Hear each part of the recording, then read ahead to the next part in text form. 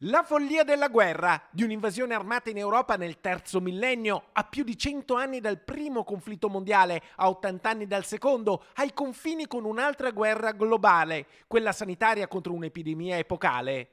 Vicenza e Kiev, 1900 km lungo l'Europa civile e democratica, una distanza che viene annullata dalle crude immagini di sangue e distruzione che arrivano dall'Ucraina, un paese così vicino a noi, alla nostra storia, ai nostri valori, alla nostra cultura e alla nostra economia. Vicinanza strategica e militare, visto che Vicenza ospita le due basi americane, la Daldin e la Ederle, quartier generale NATO e comando delle forze armate USA dell'Europa meridionale. Da cui circa 800 soldati sono stati inviati in Lettonia per rafforzare le capacità difensive dell'Alleanza Atlantica.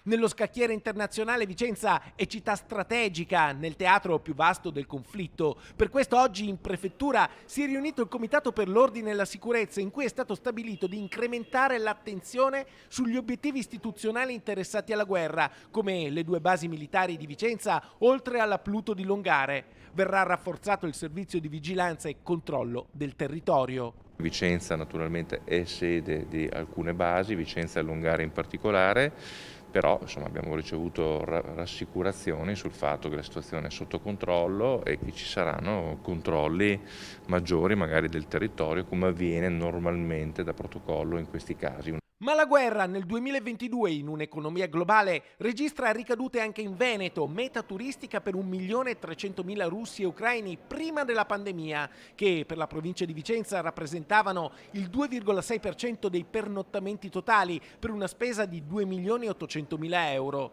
Le ricadute peggiori però sono sull'export, che per il vicentino in Russia e Ucraina vale circa 450 milioni di euro. Insomma, la guerra è più vicina di quanto crediamo. Sul campo energetico l'Italia è tra i paesi europei più vincolati alla zona del conflitto. Il 43% del gas naturale importato proviene dalla Russia, che è di gran lunga il primo fornitore di metano del nostro paese. Adesso la guerra avrà ripercussioni pesanti anche sui costi delle materie prime. L'aumento anche delle materie prime, come avviene in tutti i cantieri che sono aperti, pensiamo semplicemente a quello della TAV o ai cantieri dei comuni che avranno un aumento inevitabile, e poi i costi delle materie prime per la parte alimentare e quindi l'aumento della spesa semplicemente andando al supermercato. Quindi tutta una serie di misure che il governo deve attuare per aiutare soprattutto famiglie e imprese.